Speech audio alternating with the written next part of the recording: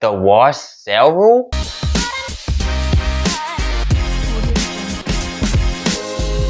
Hey, welcome to Dow Stock Talk, where I talk about topics relating to investing and finance, but more specifically, these stocks. In this video, I'll be going over what the wash sale rule is, how it worked, things you need to know, examples, everything you can think about from the wash sale rule I'll be going over. But make sure you stay tuned to the end of this video because there is one particular thing that the wash rule doesn't apply to. But before we get started, make sure you smash the like button because it helps YouTube algorithm. It helps YouTube know that there's quality content and help my videos reach a broader audience. And also, if you're a big fan of finance and investing, make sure you check out my store, Wall Street Stock Apparel, where I make custom finance and investing t-shirts. So let's go over what is the wash sale rule. So the wash sale rule states that if you sell your investment for a loss, you have to wait 30 days before you repurchase it if you wanted to write it off on your taxes. If you didn't worry about writing off on your taxes, it doesn't matter.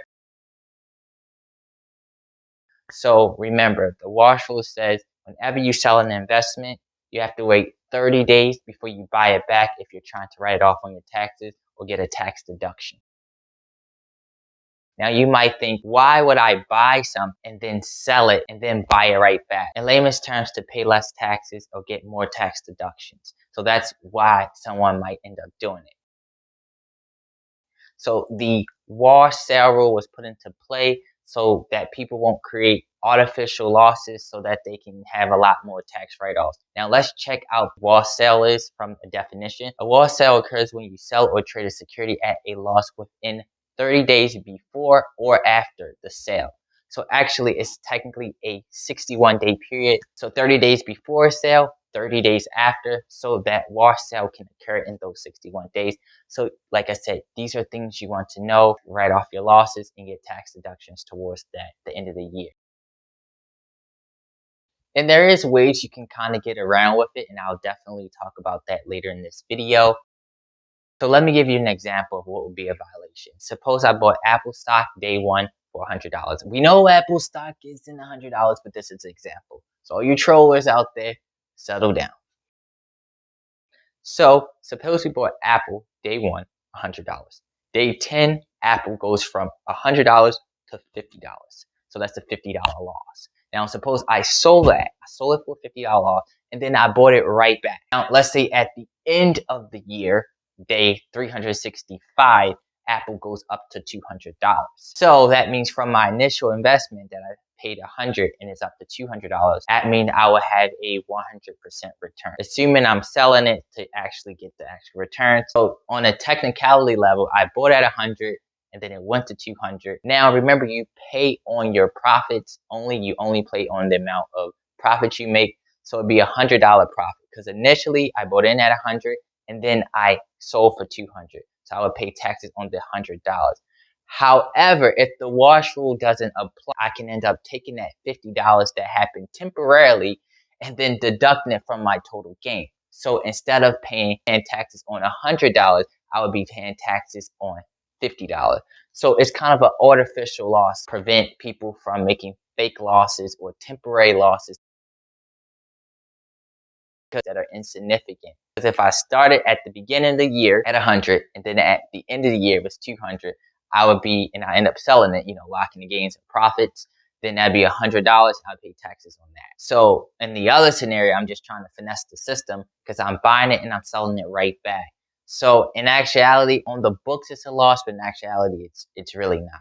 Now let me give you another example. So suppose you had a stock, you bought it a year ago for $400, it went down a year later to $200. You decide to end up selling the stock. So you end up selling it for $200. In order for you to write off the $200, you have to wait 30 days and then buy it on the 31st. So if you didn't do that, and if 2 weeks later you decide to sell it, and then maybe Apple goes up and then you buy it back, then what happens is you can't write off that particular loss. So that $200 you wouldn't be able to write off for that particular year. So you have to wait for the next year. And by the way, this practice, wherever you sell off your losses to offset your gains, is called tax loss harvesting. So a lot of automatic apps do that, as far as like Acorns, Robinhood, and One Finance. So a lot of the investing apps already do it for you. So what happens is you sell off your losses to reduce the amount of taxes you have to pay.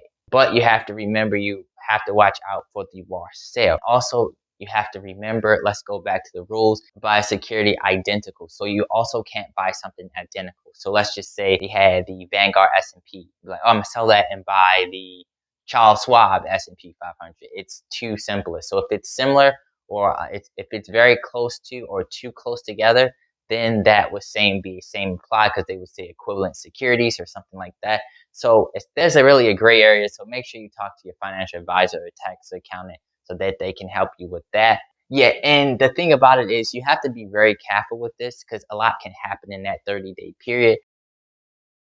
So it kind of prevents people from just kind of trying to sell it to get a tax deduction. That's why they do that in the first place. So what some people end up doing, if they wanted to do that, they'll sell it and they buy something similar but not identical. So like I said, if you had the S&P 500, what they might end up doing is selling that, and then they might replace it with something that would follow it pretty close, like maybe the total stock market, or ticker VTI. So they might hold that for 30 days and then after that repurchase it. So that particular way, since they technically consider as two separate different securities, you're able to do that. And most of the time, mainly it only really gets tricky once you're talking about mutual funds and ETFs. Maybe sell Google or something like that. You would try to find a stock that follows that behavior within that time period. Yeah, the same thing applies with options. So if I had Apple stock and then I wanted to do options, same thing. You wouldn't be able to do options or none of that, calls, puts, any of that within that 30-day period. Now, also remember, these are for taxable accounts. If you guys are joined together, maybe you have a spouse, your spouse wouldn't be able to buy it for you, or anything like that. Like I said, any identical options or calls or equivalent, just throw that out the window. I will deliver, as I said, the wash sale rule currently doesn't apply to cryptocurrency as of now. So with cryptocurrency or Bitcoin, you can kind of think about that. Cryptocurrency, Bitcoin, it is associated as property. So they don't actually classify it as like a security. So that means that the wash rule doesn't apply.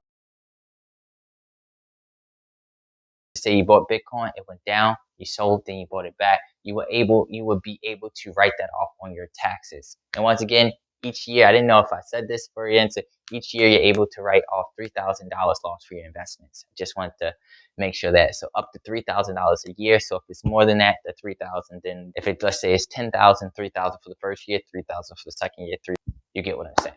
Yeah, you get what I'm saying. But for cryptocurrency, the wash sale rule doesn't apply. So for cryptocurrency, you could buy, sell it, buy it back, and then also write off your losses as well. And that's pretty much what I did with my Cardano. I bought Cardano. I got a good amount of Cardano. It dropped. I end up selling it and buy it back. The point I'm doing this so I can write off of my taxes, so then I can pay less taxes on my gains. That's for now. But you asked me a year later or something like that, the rules may change. But currently, cryptocurrency, the WARS does not apply to cryptocurrency currently. A lot of times people do the tax harvesting to maximize short-term returns. A lot of times traders do it. People have short positions. If you're a long-term investor, a lot of times you don't necessarily worry about this, because you're treating it as the stock as a business. So you wouldn't sell your business temporarily to get taxed, to be able to write it off on your taxes or anything like that. So long-term investors don't have to really worry about it, because you're not really selling it. You're kind of buying and holding it like a business. If you have any questions about this wash sale rule, drop in the comments. I'll make sure I answer it. If you haven't already, make sure you hit the like button. If you're new, make sure you subscribe to my channel.